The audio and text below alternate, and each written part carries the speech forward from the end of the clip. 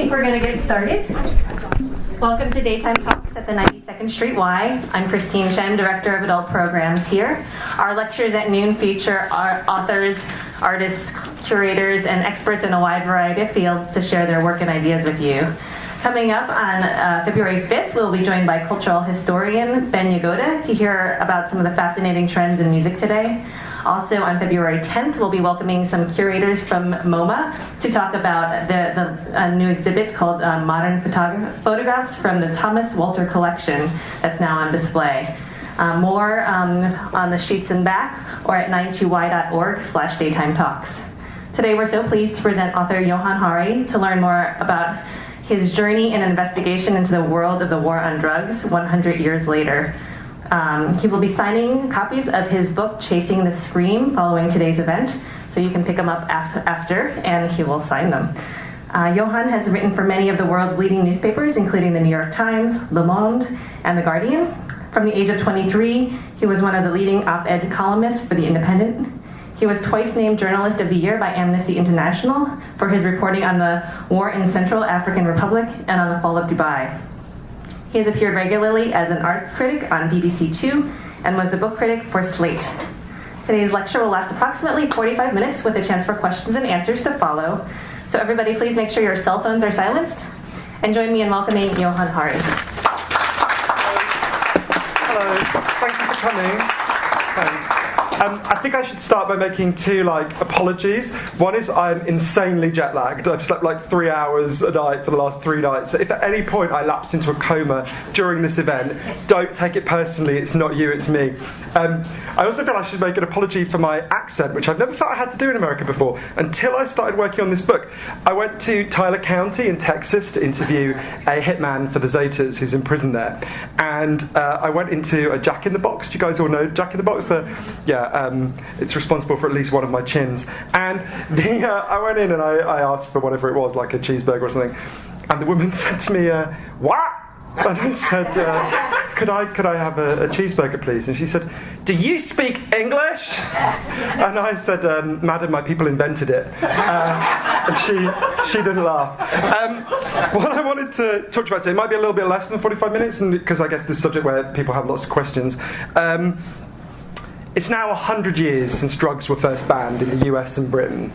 And when I realised that centenary was coming up, 4 years ago I realised it was coming up, I realised, I had a quite personal reason for wanting to think about it. You know, we had quite serious addiction in my family. One of my earliest memories was of trying to wake up one of my relatives and not being able to, and getting older realising why. And I realised that there were loads of questions, really basic questions about this whole area that had never been answered for me by my teachers or by our governments or by our culture. Questions like, why were drugs banned in the first place? Why do we continue with this policy when a lot of people think it doesn't work? What really causes drug use and drug addiction? And what are the alternatives? How are different ways of doing this? And so I decided to go on a journey. I didn't think it would take me quite as far afield as it did. I ended up, travelling 30,000 miles and meeting a really interesting range of people from a transsexual crack dealer in Brownsville to a scientist who spends a lot of time feeding hallucinogens to mongooses to see what will happen. It turns out they do like them, but only in very particular circumstances. To the only country that's ever decriminalised all drugs, from cannabis to crack. And on this kind of long journey, I think what I was taught was almost everything we think we know about this subject is wrong. Drugs are not what we think they are. Drug addiction is not what we think it is. The drug war is not what we've been told it is for 100 years. And the alternatives aren't what we've been told they are. And part of the problem, I think, with the way this is sometimes discussed, this issue, is it's so often talked about in a really abstract way. When you hear people argue about war on drugs, they argue as if it's like a high philosophical, plane, and it's all abstract. And I didn't want to do that. I wanted to find out what the real effect of this war has been for real people on the ground and the real effect of the alternatives. I wanted to sit with people. I wanted to know, what is it like to be a drug dealer in Brownsville? What is it like to be a hitman for the Zetas? What is it like to live in a country where all drugs have been decriminalised?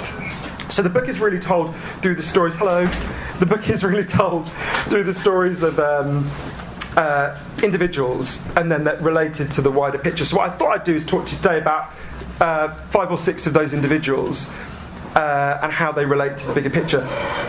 when I wanted to understand why the war on drugs began, something that really surprised me, if we stopped someone on the street and said, why did drugs begin? I guess they'd give the answer I would have given. They would guess and they'd say, well, they give the reasons we would give now. Well, we don't want kids to use drugs. We don't want people to become addicted. What's fascinating is if you go back and look at all the archives and all the stuff from the time, that stuff barely comes up. The best way to describe, I think, what happened is to tell you a story about a person you probably all know about. In fact, I'd be surprised if anyone here didn't. In 1939, Billie Holiday stood on stage not far from where we are now, and she sang a song called Strange Fruit. It's a song against lynching. Her goddaughter Lorraine Feather said to me, the exact words are in the book, but you've got to understand how radical this was. This was an African-American woman standing in a hotel where she wasn't allowed to walk through the front door. She had to take the service elevator up. Standing in front of a mostly white audience, singing a song against lynching, where most popular songs were certainly not about anything heavy. And that night, according to her biographer Julia Blackburn, Billie Holiday got contacted by the Federal Bureau of Narcotics, and they told her to stop singing that song. The Federal Bureau of Narcotics was run by a man called Harry Anslinger, who I think is the most influential person who most people have never heard of. He's the inventor of the modern war on drugs. He's a fascinating man. And he took over the Department of Prohibition just as alcohol prohibition was ending. And so he's got this big government department that's really corrupt, really demoralised, and not got that much to do. And he wants to find a new purpose for it.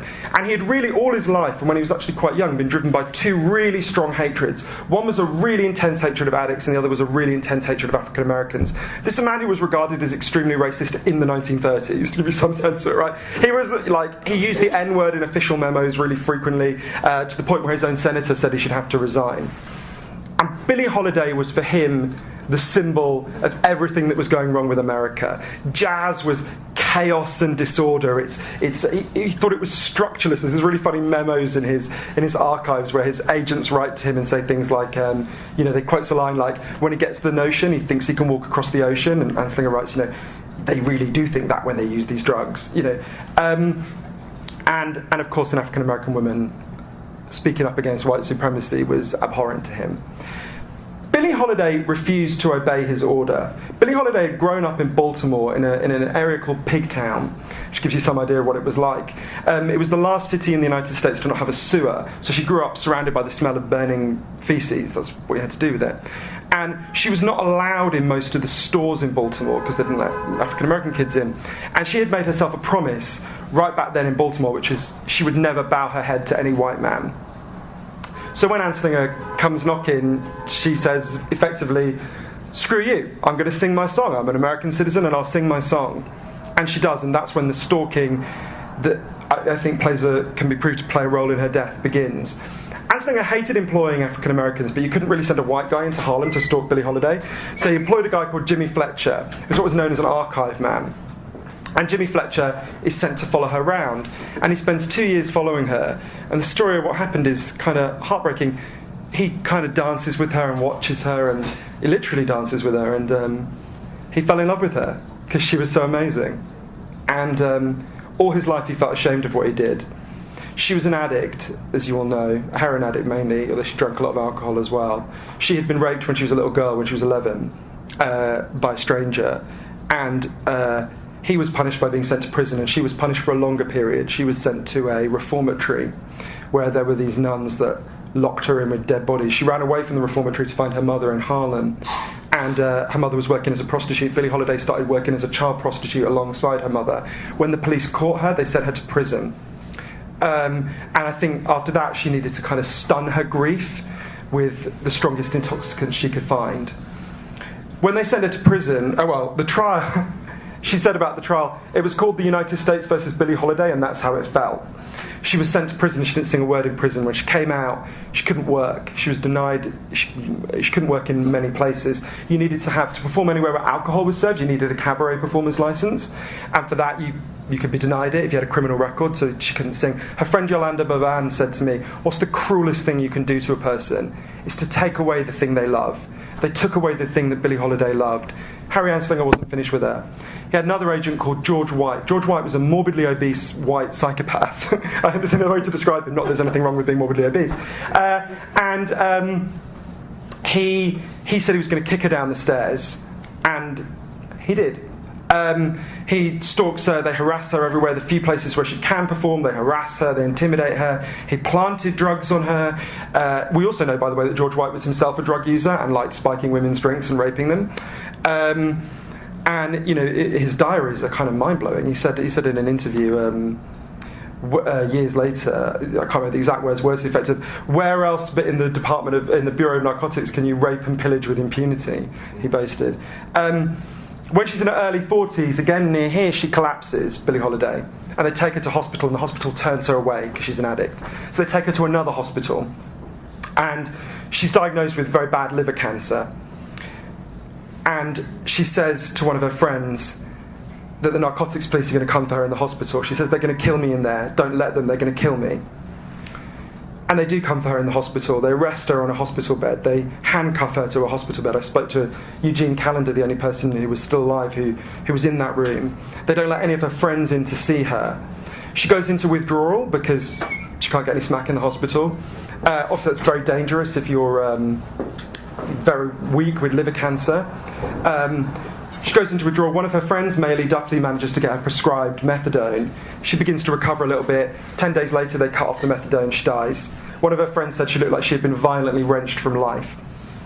But one of the things that really struck me when I thought about Billie Holiday and spoke to her friends was that she never stopped singing that song. No matter what they did to her, she always found somewhere she could sing it. She went across the South and sang a song against lynching. Her friend Annie Ross said to me, Billie Holiday wasn't weak. Billie Holiday was as strong as she could be. And it really helped me thinking about that, because I think anyone who's loved an addict gets angry with them sometimes. And there was a big part of me that was quite angry. And I would think about Billie Holiday and some other people I've met, and I'll come to them in a minute, and I could see the real heroism of carrying on when you're in terrible pain and doing the best you can. I think also it tells us a lot about the dynamics of the early drug war and what it was about, the race hysteria. At the same time that he finds out that Billie Holiday is a drug addict, Harry Anslinger finds out that Judy Garland is a drug addict. He advises her to take longer vacations and tells the studio she's going to be fine. Spot the difference. The origin of the war on drugs is overwhelmingly in a racial panic that African Americans and Chinese Americans are, as they saw it, forgetting their place, and we have to put them back in their place. To fast forward, what would it be? A little bit less than 40 years. In Brownsville, Brooklyn, in 1980, a woman called Deborah Hardin, who was a crack addict, was raped by an NYPD officer called Victor. And they conceived a child. The rape led to a birth. And that birth was someone called Chino Hardin, who I got to know over the years I was writing this book and interviewed a lot. Chino is one of the most eloquent people I've ever met about the war on drugs. Chino is a child of the drug war in the purest sense, conceived on one of its battlefields. And Deborah, Chino's mother, dies in the first wave of the AIDS crisis because nothing was done here in New York City, as a lot of you guys know, to reduce the problem being spread among drug users. In fact, the opposite was done. People who tried to distribute clean needles were committing a crime because of the drug paraphernalia laws. If you wanted to spread the HIV virus, that's what you would have done. They didn't want to do it, but it was indifference and contempt for the lives of drug addicts. Not long after Chino's mother died, when Chino was 13, Chino becomes a crack dealer himself. He starts dealing on his corner. And Chino taught me a lot about how drug dealing works. And there's something really interesting to think about in terms of that. If there's, if I can see one from here, but there's surely a liquor store not very far from here, right? If after this we go into that liquor store, any of us, and we try to steal some of the alcohol, and some of you look like you feel like it, they'll call the police and they'll take us away, right? So that liquor store doesn't need to be violent, they don't need to be scary, they don't need to do anything bad, because they've got the law behind them, right? If we go up to the local weed dealers or the local coke dealers and we try to steal their goods, they can't ring the cops will come and arrest them. So what happens is there's a sociologist called Philippe Bourgeois who says the war on drugs creates a culture of terror. If you're a dealer, partly you can just fight back, but you don't want to be having fights every day. You want to establish to everyone that you are so terrifying that you will not dare to screw with me. And although Chino is a very compassionate person, Chino has to become extremely violent to be a crack dealer in Brownsville, Brooklyn. And Chino becomes the leader of this little posse that they call the Souls of Mischief, of other kids. Chino was a woman at this point, but was treated as a man, regarded himself as a man. And he has to kind of discipline his posse. He does things like whip them when they get out of line with a belt, and the kind of things that, because Chino said, if you don't do that, if you're in that position, you don't do that, you'll either get killed or you'll get everything taken away from you.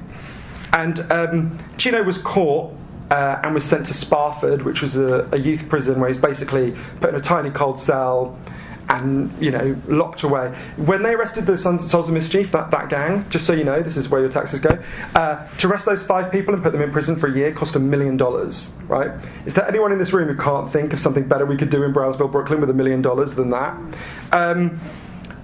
Chino started, when Chino got out, he then rises through the crypts. He starts using crack himself because, as he put it, I wanted to know what my mother chose over me. Chino, gets involved in more and more violence in the story that's in the book, but something really interesting happens. When Chino gets out and he's 21, Chino starts to read about the war on drugs and suddenly realises, this isn't like a force of nature. It's not a force of nature that that drugs are sold in that way. It's not a force of nature that addicts died, that Chino's mother died. Chino's mother was regarded as so worthless that her being raped wouldn't even conceive of going to the police to try to get someone punished. None of that's natural. That's a political choice. And Chino became an incredibly articulate opponent of the war on drugs and led a campaign to shut down the youth prison that he'd been warehoused in when he was younger. And succeeded. Sparford is shut down because of the campaign that Chino began. It no longer exists. One of the things we can learn from Chino's story as well is the dynamic that's there at the beginning with Billie Holiday is there today. Chino is African American. African Americans, I think the exact figures in the book, but I think the figure is African Americans make up 17% of drug dealers and 65% of the people who go to prison for drug dealing. That dynamic that's there with Billie Holiday and Harry Anslinger continues to this day. Some of it is conscious racism, and there's people in this room who know that well. Some of it is a more subtle dynamic. There's a guy who's quoted in the book, he gave a speech, Matthew Fogg. He was a cop in DC. I'm paraphrasing his words, the exact words are there, but he said he was a cop, and one day he went to his boss and he said, "Hey boss, I've noticed something. Why, when we do drug raids, do we only ever go to the black neighbourhoods? I'm pretty sure white people use drugs too." And his boss said, "Yeah, you're right," words to the effect of, "You're right, but white people get lawyers, and white people get no judges and journalists. We go for the low-hanging fruit." So if you've got a law that's broken by half of the population, which the drug laws have been, you can't arrest half of the people of the United States, although you are doing a fairly good job of trying. What happens? You go after the most unpopular, stigmatized and despised minorities. And Chino's life was, it's a miracle Chino has come out the way he has, but Chino's life was certainly his adolescence was very severely disfigured by that. Another thing I wanted to understand, so I'm dousing myself in caffeine to fight off the jet lag. Another thing I wanted to understand is, what is life like on the supply routes for drugs into the United States, into Europe? And remember that dynamic that we were just talking about with Chino. When you ban something, it doesn't go away. If it's popular and people want it, it's transferred to armed criminal gangs. Think about a housing project in Brownsville, right? Let's say 5 or 10% of the economy of that housing project is drug dealing. That's going to be a shitty place to live, right? Ciudad Juarez, the city on the border with Texas' main supply route, 70% of the economy is the drug trade, right? It gives you a sense of what it's like. And I wanted to understand that, so I went to Juarez. It was at the time one of the deadliest cities in the world. It still is, but it's been overtaken by Syria and various other places. And it's a really fascinating place, actually, because I stayed. It's not safe to stay overnight, so I would stay in El Paso on the Texan side of the border. I'd walk across the bridge every day, and it's so interesting because in some ways it feels like just an American city. They've got like a KFC and a Wendy's, and like you can buy a flat screen TV. And yet murder has effectively been legalised there. The murder conviction rate is 2%, and that 2% didn't do it. The people the police have framed. I had an interesting experience I had a fixer there, Julian Cardona, who's the Reuters correspondent. He's a fantastic person. And he kept introducing me to people who'd been killed by the police. And after a little while I said to him, Julian, this is really this is an important part of the story, but you have to introduce me to people who've been killed by the cartels. And Julian laughed and said, "Yeah, you don't understand. When the cartels want to kill someone, they pay the police to do it. When you've got 70% of the economy controlled by armed criminal gangs, they can outbid the state. They become the state. They own the state. That was the moment when I thought, oh, okay. And the story that I think best exemplifies that is through a woman called Marisela Escobedo. And one of the reasons I think her story is really important in itself, but I think it's also important. You might not care about drug users. You might not care about cops. You might not care about drug addicts. This affects people who have nothing to do with any of those things. Marisela Escobedo was a nurse in Juarez. She also owned a little kind of woodwork shop.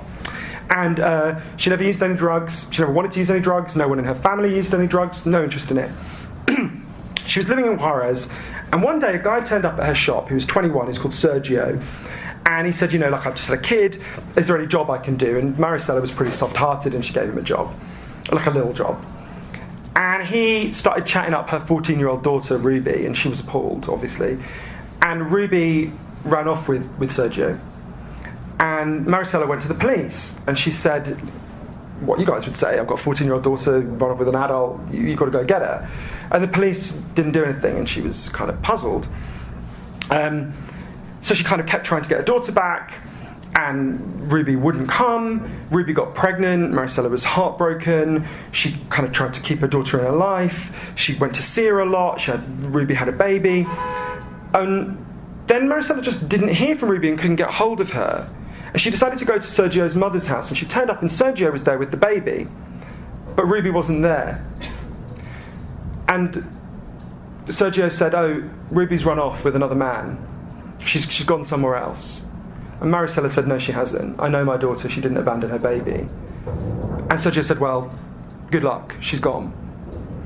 So Marisela goes to the police. Police won't do anything. Marisela starts to distribute leaflets all around the neighbourhood with pictures of Ruby saying, have you seen this girl? And she gets a call from a boy called Angel, a teenager. And he says, she has to drive out into the woods with him because he's so terrified to speak. And he says, I lost someone, so I'm telling you this. I helped Sergio to dispose of your daughter's body. We dumped her out where they dump the pig bones. So Marisela and her son Juan go and they hunt for the body everywhere and they find bits of it. And she starts to campaign, and Sergio is arrested and he's put on trial. And Marisela thinks, well, at least this is going to be over. And in the trial, he breaks down in the witness box and he apologises to her for what he's done. And 2 weeks later, he's acquitted. And he disappears. And that's when Marisela and Juan, her son, find out that Sergio is a member of the Zetas, which means if you're part of the cartels, you're above the law. You own the law, you can do what you want. But Marisela will not accept this. Marisela turns herself into a detective and she resolves to find Sergio. And she spends 3 years with her friends tracking Sergio across Mexico. She walks thousands of miles through the desert to find this man. She does everything. She turns into this incredible detective. The full story is in the book. And she finds him. After 3 years, she successfully tracks him down with her friend Berta. And she goes to the police, and they let him go. And she decides to protest outside the governor's mansion in Chihuahua. And Marisela becomes, at this point, a symbol for so many people of the injustice, so many people who need the law and need the police. And she gives this amazing speech outside the governor's mansion, and in front of all the cops and all the cameras, a man walks up to her and shoots her in the face. A person whose wages you pay, Michelle Leonhardt, the head of the Drug Enforcement Agency, was asked about the 60,000 deaths that have happened in Mexico in the last 7 years. And the phrase she used was, she said it was a sign of success in the war on drugs. That number includes Marisela. When I think about it, I went to her friend Berta's shack in Juarez, and I said to her, weren't you afraid? Because it was so brave what they did. They were going into the lair of these murderers. And she said to me, of course we were terrified, but sometimes your love for your children is greater than your fear. And that really stayed with me. So, another thing I wanted to understand was what causes addiction. And I thought I knew the answer. If you had said to me 4 years ago, what causes heroin addiction? I would have looked at you like you were a little bit stupid, and I would have said, well, heroin causes heroin addiction. And we've been told a story for 100 years about addiction and how it works. And it's really simple. We think that, okay, let's imagine the first 20 people on these rows. If we all use heroin together for 20 days, there are chemical hooks in heroin, our body will start to physically need it, and on day 21 we will be addicts. We'll need the drug. That's what we think addiction is. The first thing that kind of pricked my awareness that wasn't quite right was when I spoke to a guy called Dr. Gabor Mate, an amazing man and an amazing writer, in Vancouver, who treats very hardcore addicts. And he pointed out to me, if If you step out into the street and you're hit by a car, and you breaks your hip, you'll be taken to hospital. You'll be given a huge amount of diamorphine, right? Diamorphine is heroin. It's much better heroin than you'd score on the streets because it's medically pure heroin, right? Given it for quite a long period of time to control your pain. It's happening in every hospital in New York, every hospital in the developed world, everywhere, right? If what we think about addiction is right, those people should leave the hospital as addicts. Right? They're given the drug for a really long period of time. You would have noticed your grandmother did not become a junkie when she had a hip replacement, right? Something else is going on here, and I sat with that for quite a long time. I didn't really know what to do with it until I met a guy called Bruce Alexander, who's a professor in Vancouver, who's such an amazing man. He explained to me the old theory of addiction, the one that we all implicitly believe in is our common sense, comes from lots of things, but partly experiments that were done earlier in the 20th century. It's a really simple experiment. You can do it yourself if you're feeling a little bit sadistic. Get a rat and put it in a cage, right? And it's just got 2 water bottles. One is just normal water, and one is water laced with either heroin or cocaine. If you do that, the rat will always prefer the drugged water and almost always kill itself. You might remember the Partnership for Drug-Free America advert from the 80s that shows this, where it says, like, it will happen to you. Bruce was looking at this in the 70s, and he said, well, hang on a minute, we're putting the rat in an empty cage, and it's got nothing to do except use the drugs. Let's do this differently. So Bruce built Rat Park. Rat Park is heaven for rats. They've got loads of coloured balls, they've got loads of... It's actually, someone corrected me, it's not cheese. Apparently it's a myth that rats like cheese. It's something else. But the food they love, and crucially loads of other rats. You can have sex, you can have friends, you've got everything you can want. And you've got both the water bottles. You've got the plain water and you've got the drugged water. But here's the crazy thing. In Rat Park, the rats don't like the drugs. They hardly use any of them. None of them use it compulsively. None of them ever overdose.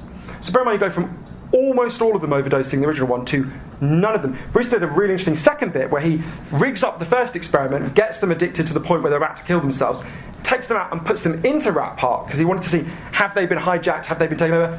They twitch a little bit withdrawn and just stop because in a nice environment they don't want to use.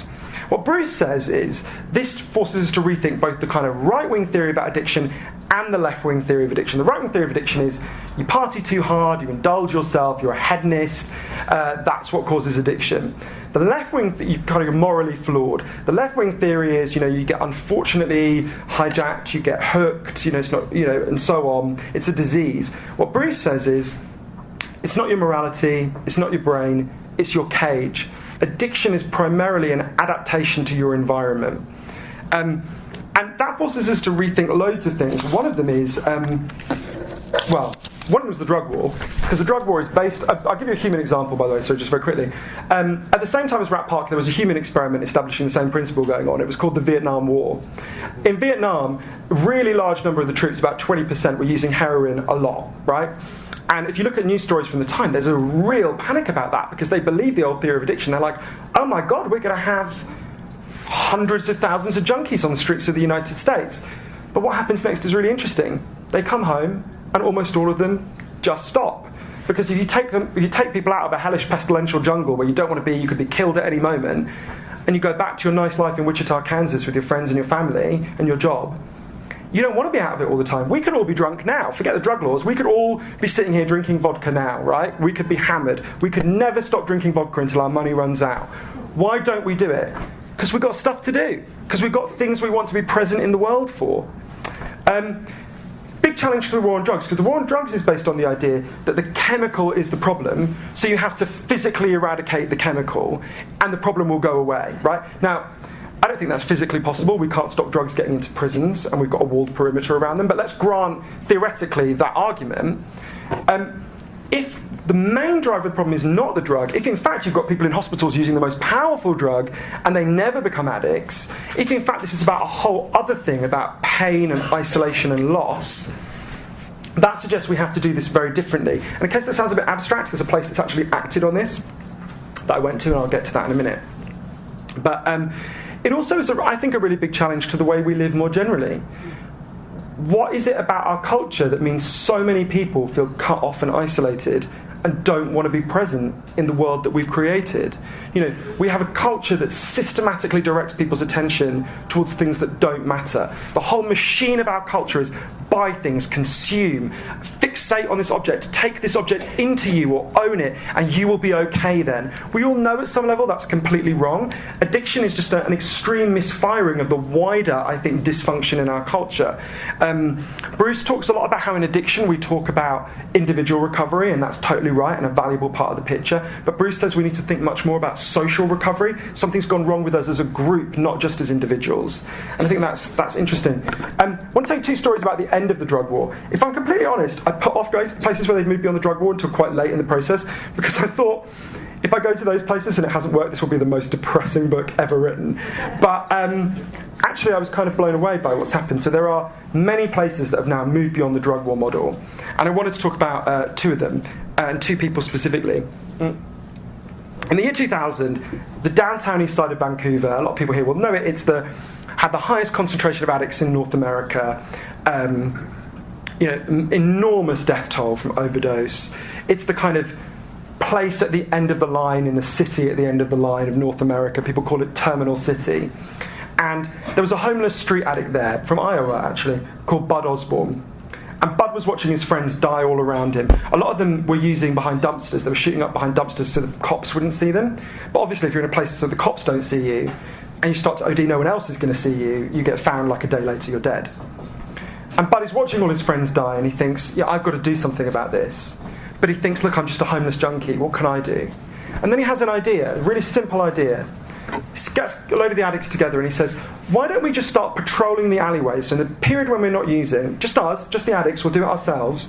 We'll patrol the alleyways for people to see people who are ODing, and as soon as we see someone ODing, we'll call an ambulance. So they start to do it. And 6 months pass and the overdose rate really significantly falls. And that's great in itself, but it has a kind of unintended effect, which is the addicts start to think, maybe we're not the pieces of shit everyone says we are. Maybe we can do something. And there's lots of public meetings all over the downtown east side and that bit of Vancouver at the time about the menace of the addicts and what can be done about the addicts. So Bud and his friends go to these meetings, they sit at the back, and they listen patiently, and a little while in they put up their hand and they go, oh, I think you might be talking about us. Is there anything we could do differently? And sometimes people are really angry, and sometimes they're impressed, and one of the things people say is, will you leave your needles lying around? And Bud says, that's okay, we'll extend the patrols. So they'll watch people ODing, and we'll pick up the needles. And they start doing that. And you start to get this kind of cultural change in how people think about addicts. Bud then learned about something in the library. He learned that in Frankfurt they had set up a legal injecting room where addicts could go and be monitored and have medical help and be given clean needles, and that had massively brought the death toll down. That had never happened in North America since the start of the drug war. And Bud thought it was a good idea. At the time, there was a mayor of Vancouver called Philip Owen. How do you describe Philip Owen? Philip Owen is a right-wing businessman from a very rich family who said that addicts should all be taken to the local military base and detained. If you want to picture someone, picture Mitt Romney, like a kind of out of touch, prior to his current incarnation as someone who really cares about poverty, obviously.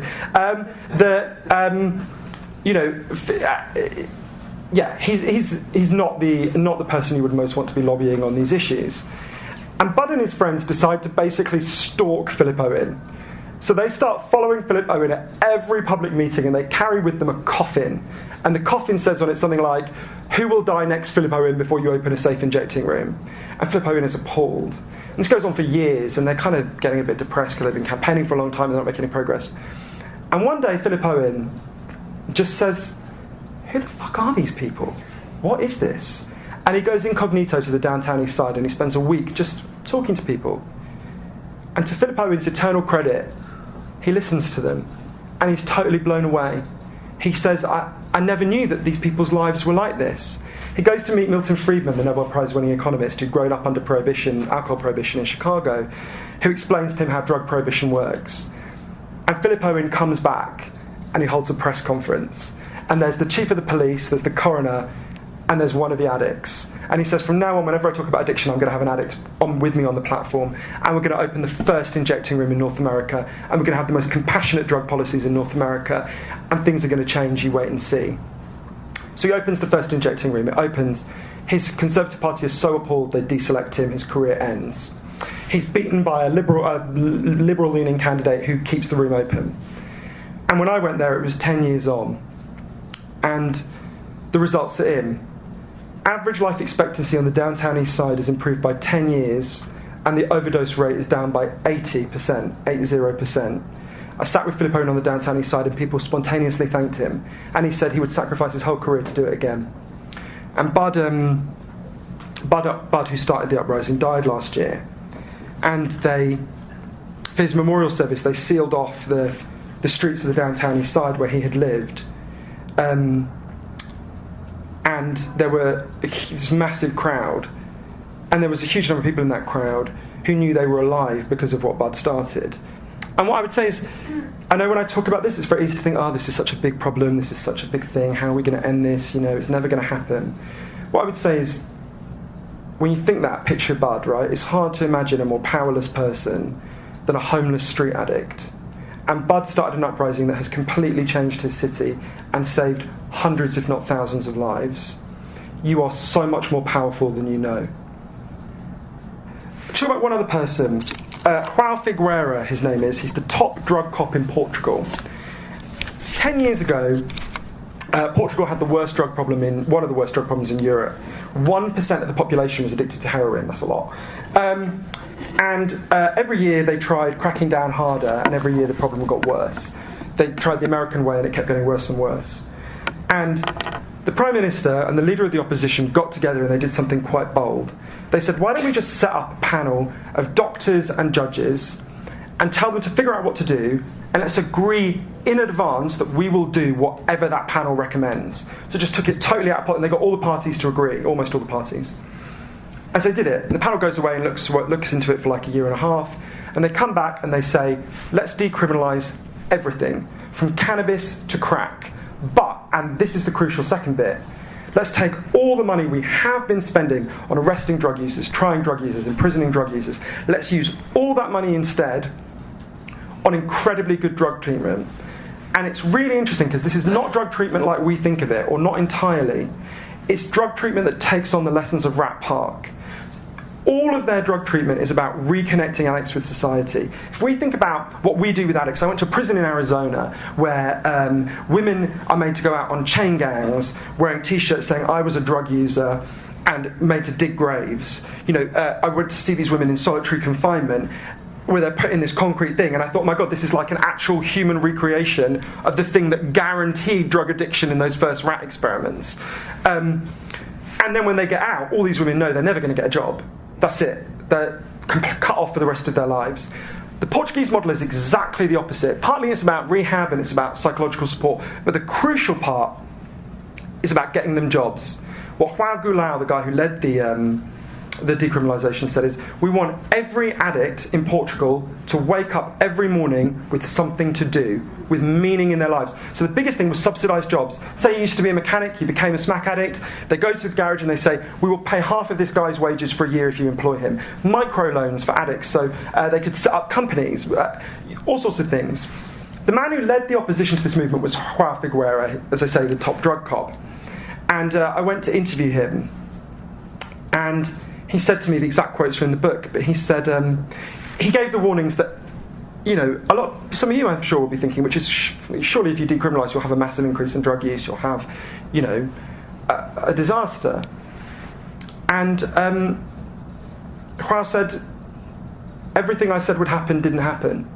And everything the other side said would happen did. The injecting drug use is down by 50%. Every study shows addiction is down. Street crime is massively down. Overdose is massively down. No one wants to go back. It's a very competitive political system. No one wants to go back. Virtually no one in Portugal. And João said that, not only did he want the whole world to follow Portugal's example, but he actually regretted that he'd spent so long harassing and arresting drug users, that it had been a complete waste of time.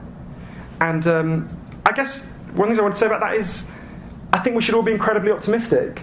There's some problems in life that are just kind of intractable and horrible, and there are some that have solutions. Now, Portugal's not paradise. Addiction is still a tragedy. There are still people who become addicted. There's all sorts of problems.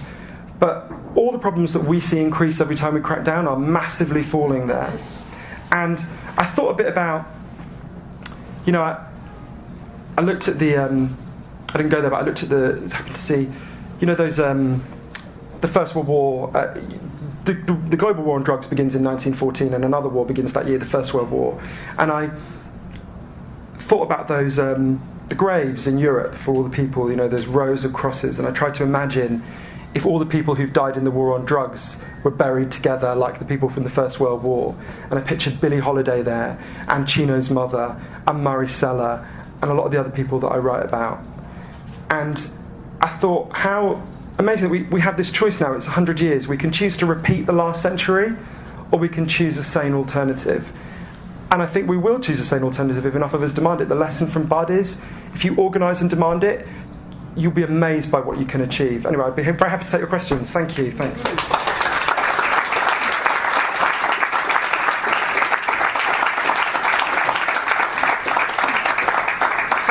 How should we do it? Do you want to just stand up, or I'm easy? Okay, I should tell you about a really bizarre question. Someone came up to me after an event and said, do you think there's a connection? I can't do the accent, I'm sorry. Do you think there's a connection between the war on drugs and aliens? And I thought he meant like illegal aliens, so I started talking about like, people smuggling, and it's like, no, I mean like extraterrestrials. And I had to kind of say, well, not really. So anyway, I hope your questions will be, any question other than about aliens, I'm fine. Yeah, do you want to? Sure. Hi. Hi. It seems like you're looking at, was your original intention to write the history of the war on drugs, or was it more about the addiction theory? It seems like you're kind of tackling. Did you have was your original goal just to write about the whole history, just to have it somewhere? That's a good question. What was my original goal? It's hard to always reconstruct. Did everyone hear that okay? Yeah. I'm trying to think what the honest answer to that is. I think I was a bit vaguer than that. I think I just had a list of questions and I thought, right, I'm going to go and try to find out the answers to these questions. It wasn't so much, I didn't want to write like a narrative history of the whole 100 years. It was more just like, I want to figure out how this happened and what the alternatives are. So the addiction stuff surprised me. Before, you're right to pick up on that. Before I set out, weirdly, when I was a student, I had actually read about Rat Park and just not absorbed anything about it, really. Which I think is kind of what the culture did with Rat Park. Rat Park is not an unknown experiment. I didn't discover it. Bruce, actually, his university shut the experiment. They were like, shut this down. Just stop doing this. This is weird and nonsense. When Bruce discovered it, he thought, my God, I'm going to be like the Isaac Newton of addiction. I've discovered this whole new thing. I mean, Bruce is a very modest person. He wouldn't put it like that. But, he said to me, I thought it was going to be a ticker tape parade for me. And actually, it just gets shut down and completely ignored. So I think it was just kind of setting off, and I think I'm not really answering your question. I'm not sure what the honest answer is, actually. I think I didn't set out to write like a narrative history and then stumble across this. It was a bit more impressionistic than that. Do you want to go first, and then I'll go to everyone? Great. Hi. Hi. Yes. Certainly, in all of your travels and all, you can't put everything that you experience into the book. Sure. We'll speak about it today. But did you gain any knowledge or insight into some of the more novel approaches, experimental approaches that are being taken towards addiction today, which would involve ibogaine, ayahuasca, psilocybin, or any of the psychedelic substances? Great. Okay. Do people know about this? Should I explain a little bit? But did you guys all hear it? Okay. No, I'll just read it. So the gentleman asked about did I look into? So there's a series of until the banning of LSD in 1964, there was quite a lot of research going on looking at whether hallucinogens can be used to treat addiction. And it had quite a lot of early success with alcoholism. There's this amazing, Cary Grant took it, and they record Cary Grant tripping, and it's a bit weird. And that research then just stopped. Right, it's banned, it's stopped. One of the many catastrophes of the war on drugs is the medicinal properties of loads of these substances is just thrown into solitary confinement and no one can go and visit it. Some of that is just starting again now. And so he asked about did I look into this, and there's various hallucinogens. So Gabor Mate, who I mentioned, an amazing guy in Vancouver, there's a terrific documentary I'd really recommend watching. If you email me, I'll send you a link to it, where Gabor took some addicts to take I forget if it was ibogaine or ayahuasca, one of them, yeah. I didn't write about it in the book because it was just, you don't want to see how long the first draft of this book was. It was like no sane person would want to read it. But I think it's a really fascinating area. A friend of mine, Professor David Nutt, who's the former Chief Scientific Advisor on drugs in Britain, is doing really pioneering research on this now. It's extremely difficult to get funding on it.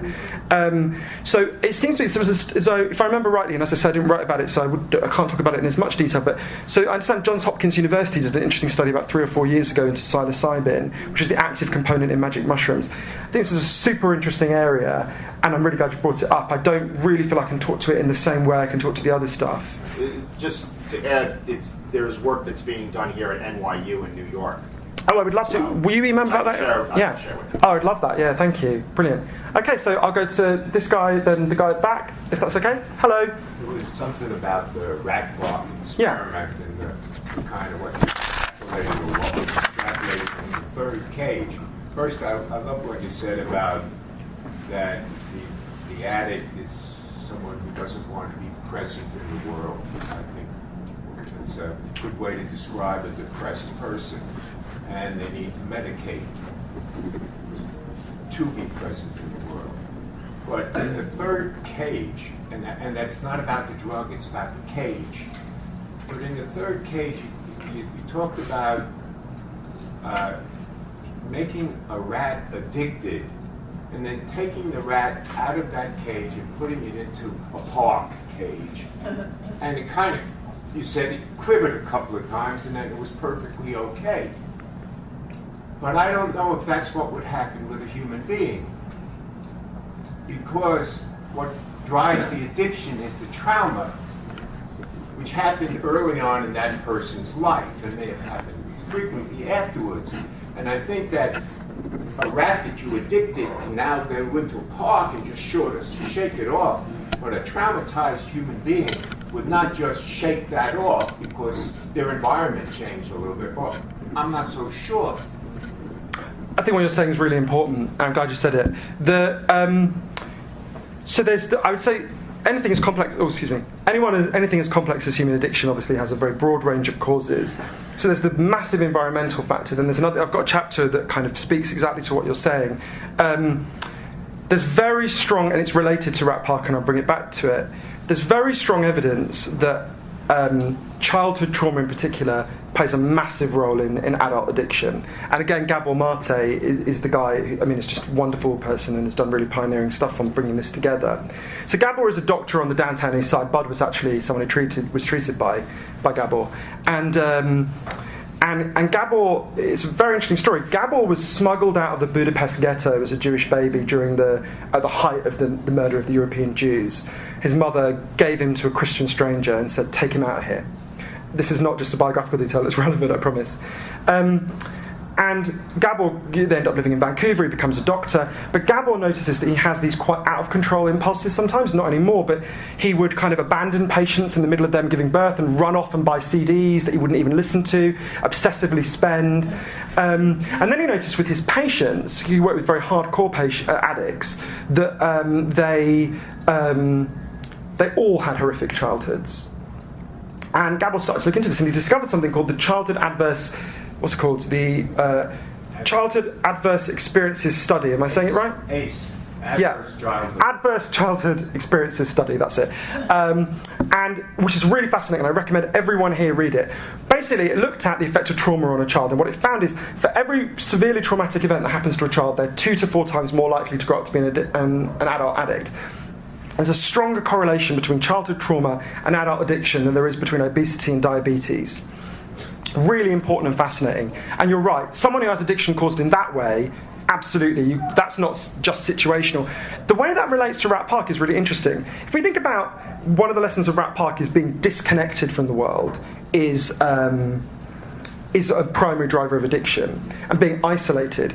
If you have a very traumatic childhood, you're much more likely to grow up to be isolated because it's very hard to trust the world. You're afraid, you don't have a baseline of security. One of the ways, I forget if it was Gabor or someone else who explained it to me, but we internalise the way our parents treat us as babies. So if when you get upset, your mother soothes you, you will after a while soothe yourself when you're upset. If when you get upset, your mother or father responds with anger and rage, as you get older, you will respond to your upset with anger and rage, and then you'll be much more likely to seek external things to soothe you. So you're totally right. So that's the connection. Is that I think of the childhood trauma as a subset of the lesson of Rat Park. The lesson of Rat Park is isolation is the main driver of addiction, and children who've been traumatised are much more likely to become isolated as adults, to find it harder to form healthy connections. I think that's where the two relate, but you're absolutely right, it's a more complicated relationship than the one that I could have suggested in the speech that I gave. Yeah, thank you. The gentleman at the back. Yes, in addition to what you were just saying, in order to establishing proper connections and feeling non-isolated and so on, we live in an increasingly traumatized world throughout the globe. People everywhere are more and more disenfranchised and so on. So assuming that everything was said is correct, and it seems to be, from common sense, it seems to be a great idea, but practically, how can it ever apply? I mean, how is somebody in the inner cities, in these war-torn regions, increasing fear of terrorism and so on, how are they going to become more associated with one another to seek out less chemical dependence? Yeah, that's a really big question. Did everyone hear it okay? So the gentleman at the back said, we live in a very kind of traumatized world where people are very afraid, and how do we learn in that context to reconnect and to how do we learn that?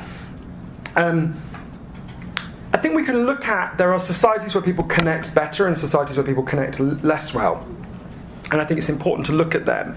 So it's not just the case that human beings are kind of inexorably condemned to being upset and traumatized.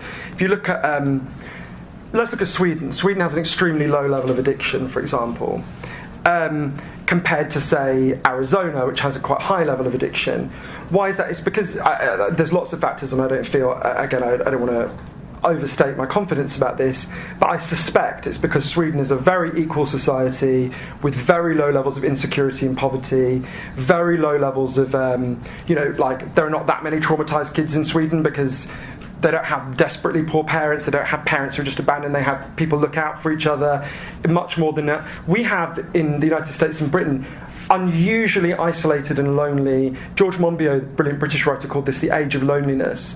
It's true. Bruce said to me, there's nothing in human I didn't say it to me, he said elsewhere, there's nothing in human evolution that prepares people for what, we evolved as hunter-gatherer bands, where if on the savannas of Africa, when human beings were evolving, if you were alone, that was a sign you were about to die. I mean, that you would be right. We evolved to be terrified of that because you would be in terrible danger.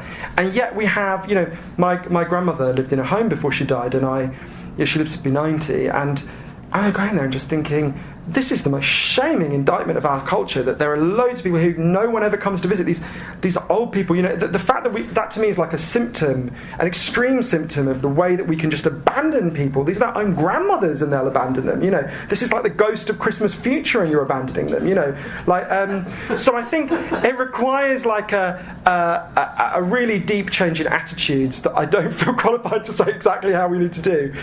But I do think we can learn from the societies where there is less isolation, less disconnection, and therefore less. There's quite a lot of people who want to come in, so I'll come back to you at the end if that's okay. Are there any women? We've had only men who've asked questions. I feel like we should. Yes, hello. It's a little different than what we were just talking about. Sure.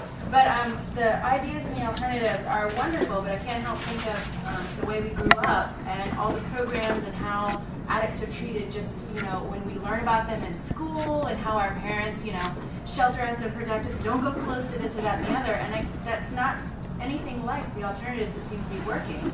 Have you had any thoughts about what a program that focused on younger people would look like in efforts to change those attitudes and change that horrible stigma before we get to be a grown-up and then are in danger of being isolated ourselves?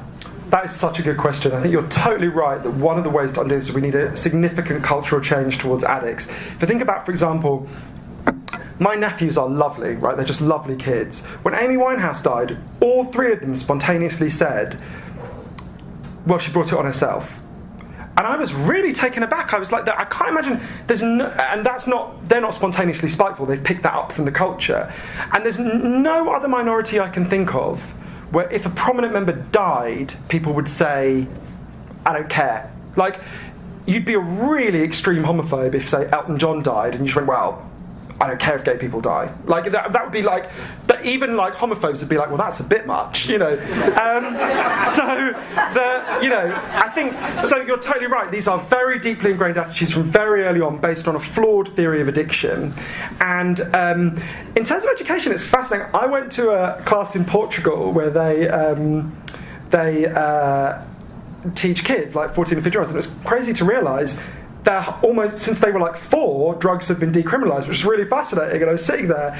The first thing that struck me is they all spoke perfect English, and it was so shaming because like no British person speaks any other language that well. But it was really fascinating. All of their education was geared towards strengthening the internal resistance of kids, because all of our system is about externally stopping people, either threatening people or, in theory, physically reducing the number of drugs in the society. Excuse me. And in Portugal, it's the exact opposite. It's about empowering people so they have the internal capacity to choose to say no. It was really, I was quite shocked. It was pretty candid. So what they do is they get on like a, what are they called? Like not an overhead projector, whatever you call them, projecting from a laptop onto a screen. And they have a scenario like, like a girl their age is in a club and she's met a hot guy and he offers her like cocaine, and the teacher says, what do you think she should do? And I'm waiting for the teacher to go like, she should say no, which seems to me like the right thing to say to 15-year-olds. But what's so fascinating is she just kind of stands back really non-judgmentally. They have this really serious debate in the class about what the girl should do.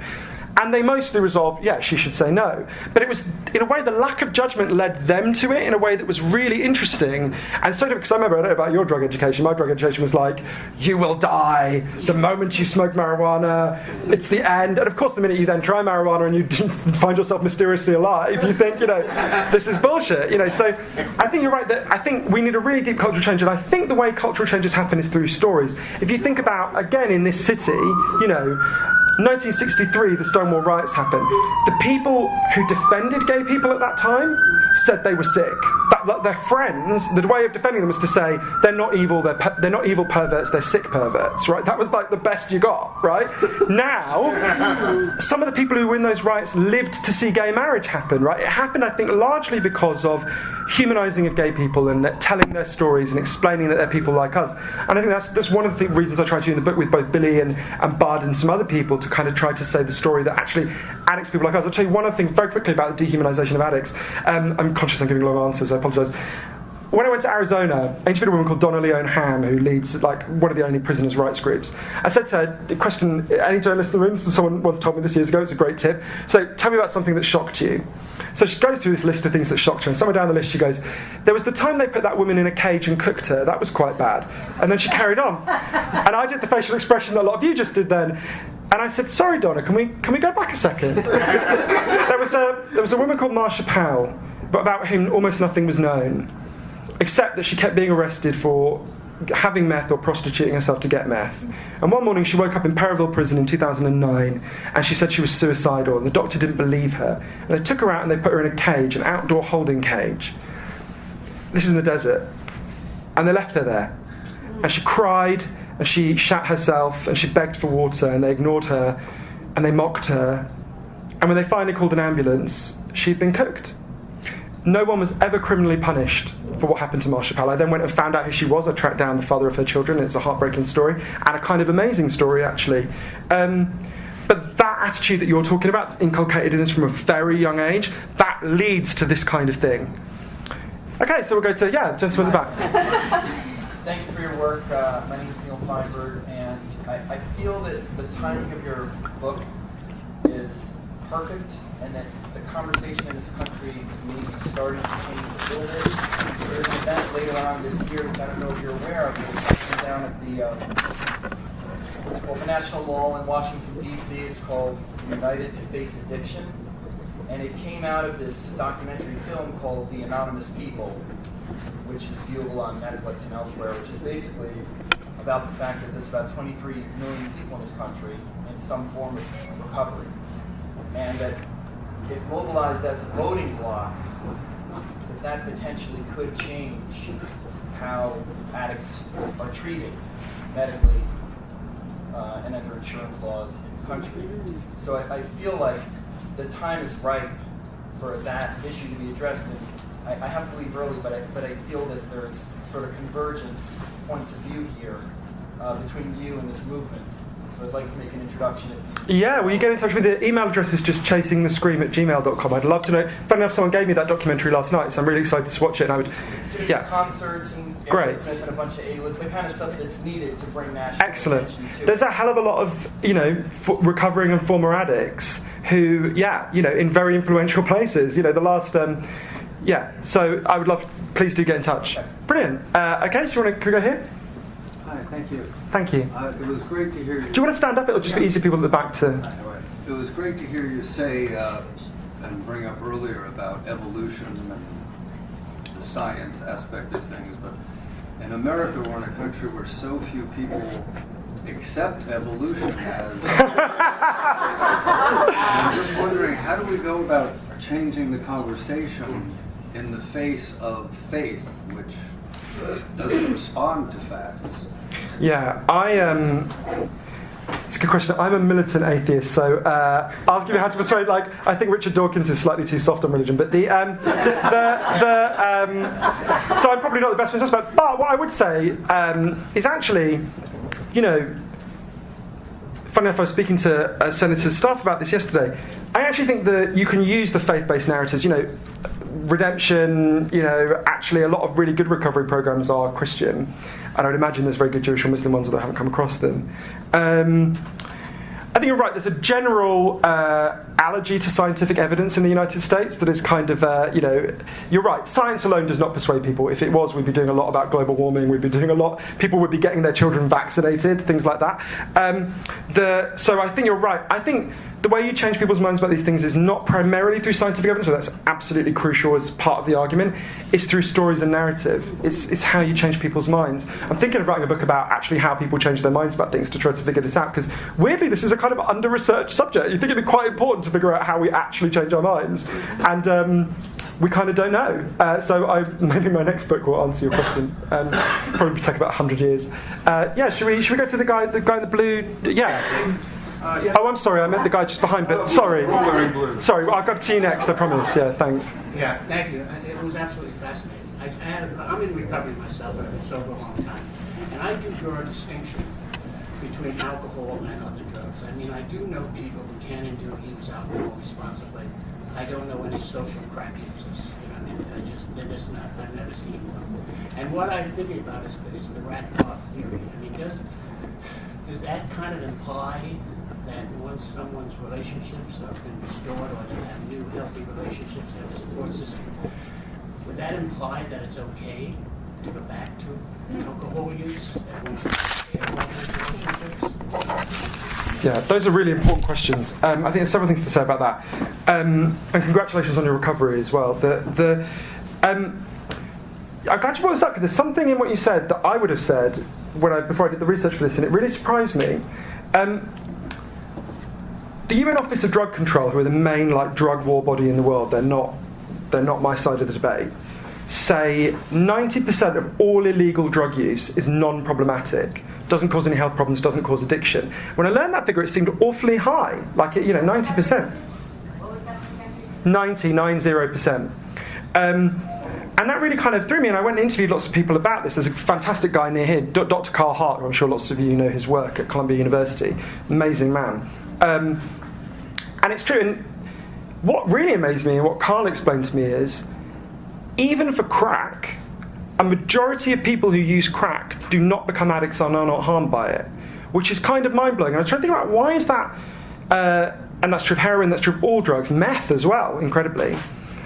This is not in any way a recommendation that any of you go and do it, but it's just, and that really struck me, and I think part of the reason is, if we think about alcohol, if I said to you, picture an alcohol user, you picture a bar, you picture someone having a beer, we see the normal, non-problematic drug use all around us, right? We don't see that with the other drugs because it has to be secret, in private, hidden. The equivalent would be if I said picture an alcohol user and you pictured a homeless addict in the gutter necking, methylated spirits, because that's all you ever saw of it. So partly the drug war creates a kind of reinforcing distortion where we only see the drug users who have the worst problems, and we don't see the vast majority of drug users who have no problem. And in fact, there are social crack users. In fact, I interviewed a guy, I didn't use it in the book in the end, but Stuart Regis, a really fascinating guy, who was a professor at Stanford. I don't know if he was a professor or a lecturer, an academic at Stanford. And he took loads of, I want to say it was very powerful amphetamines. It may have been meth. I can't remember. I wrote about it years ago. But he took loads of really powerful drugs to write a computer textbook. And he wrote this computer textbook that became a kind of text at Stanford and then just stopped. And what was really striking to me after talking to him is, he is a more typical drug user, even of that drug, than like the person we picture when we picture an amphetamine user. And that's really odd, and I think it's partly about, just like we need to change our understanding of addiction, we need to change our understanding of use. In terms of once people are reconnected, is it okay for them to reuse the drug? That's not for me to, people have to make their own judgment about that. I think Bruce would say it was, and obviously a lot of other people would say it wasn't. I don't feel qualified. People need to, that needs to be studied in more detail. There is one thing I'd say about that, which is that we can actually know, I'm not saying, and it's very important to understand this, I'm not saying the chemicals play no role. We know that menthol cigarettes are less addictive than tobacco cigarettes, for example. There is some chemical component. We can actually test what the chemical component is, and there's some people here who would have taken part in an experiment doing that. When we know from tobacco that we know what the chemically compelling part of tobacco is. It's nicotine, right? So when nicotine patches were invented in the early 90s, there's this huge wave of optimism because they think, oh great, people will be able to get all of the drug they're addicted to and none of the filthy carcinogenic smoke. Brilliant. It'll end. Actually, as we know, 17% of smokers are able to stop with nicotine patches and 83% aren't. Now, 17% is a lot, right? If we can reduce 17% of smoking, that's a big deal. That's not nothing, but that still leaves 83% that's got to be explained by something else. Shall I take, it came 2 minutes or 2 questions? Okay, so we'll do 2 more questions. So I'll take the guy here, and I promised the guy with the scarf, so we'll just go to this guy first. That's good. Just very quickly, Carl Hart's part of his solution to how we do all this is just adult conversation, so thank you very much for opening that adult conversation. One of the things which has intrigued me a lot, which I found no answer to, is there a working definition of addiction? Do we know what we're talking about? Yeah, so I've got friends who actually, people I really respect, who say you shouldn't use this word, it's not, I think I don't think I give a definition in the book, but I would say it's where you feel you have a behaviour that the rational part of you does not want to do, but you feel compelled to carry on doing it anyway, despite yourself. I would kind of go with that. Does that fit with the kind of folk sense of what most of us think addiction is? And that accommodates a whole spectrum where, it might be checking Twitter all the time, it might be, smoking meth. I'm not suggesting Twitter is I'm not suggesting a relationship between two. But yes, I would say there's various definitions. I don't like there's some definitions that are the NIDA definitions that are very National Institute of Drug Abuse, which I actually don't like. The idea that it's a recurring brain disease. There's all sorts of things involved in those definitions that I think are, in fact, wrong. Not least the fact, and this is a really weird thing, and again, very under-researched, most addicts just stop, right? Most people do not remain addicted until they die. The norm for addiction is what's called natural recovery. Most people stop after 10 years, right? We don't know why. They don't go to rehab. They don't get help. They just kind of stop. And telling people they've got a recurring brain disease that will constantly hijack them, at first I think it's just wrong. But it just doesn't fit with that evidence. You get these metaphors like, it's chemical slavery. And I remember saying to one of the NIDA scientists, well, it'd be a funny kind of slavery where you just walked off the plantation at the end of it, wouldn't it? Like, Frederick Douglass didn't just say, well, thanks very much, I'm off, So it struck me as, and when I said that to this NIDA scientist, he said, oh, yeah, it's not very good, the metaphor doesn't quite work, or whatever he said, it was interesting. Okay, so I'll take one last question. I promised this guy. Do you want to just stand up? It might be easier for people team. Just a sort of question on the drug economy. Sure. If we, on a large scale, adopt, say, the Portuguese solution, what sort of, in your mind, what happens to all the other vested interests and power and money that people have accumulated? Does it just sort of thaw out like a nice version of Frozen, or does something else happen? I mean, do you have any sort of thought on that? I love that you've got a Frozen reference into this conversation. That makes me really happy. I should explain about Portugal something really important. I'm glad you brought it up. So Portugal is a partial solution, not a full solution. Portugal, all drug use has been decriminalised, but selling drugs remains in the hands of armed criminal gangs. So it's an imperfect solution. The way I would say it is, you don't have Orange is the New Black, but you do still have Breaking Bad. So you still have gangsterism and all of that, you just don't have the prison stuff. That's great. It's a massive advance. If you want to deal with the actual fact that it's in the hands of armed criminal gangs, you have to provide a legal route to do it. And that obviously means different things for different drugs. No one is suggesting a crack aisle at CVS, right? That's not what we want. And I think in the book, Danny Kushlik, who's one of the best experts on this, explains it really well. We already have the existing modes of regulation to deal with this. If you think what we have at the moment is total deregulation. It's anarchy. Unknown criminals sell unknown chemicals to unknown users in the dark. We have no say, no taxes, nothing, right? Legalization is a way of regulating that anarchy. And you do it in different ways with different drugs. So we currently regulate alcohol. I would regulate it a little bit more tightly, actually, than we currently do, but I would extend that web of regulation to cover marijuana, as has happened in Colorado and in Washington and Uruguay soon with significant success. I would probably do that with ecstasy. You would have like bars, licensed to sell it, things like that. Equally, we have a web of regulation to deal with prescription drugs. You can't go, I would actually really like one today, a sleeping pill. You can't just go into CVS and buy strong sleeping pills, right?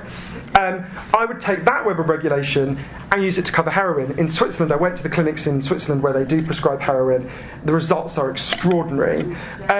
There are other harder ones, like what do you do about meth, what do you do about crack? You might have a variant of the Vancouver model where you would have rooms where people could go and get crack, but they wouldn't be allowed to leave while they were under the influence. I think we need to experiment with different models. The one thing you can certainly say is we gave the drug war a fair shot.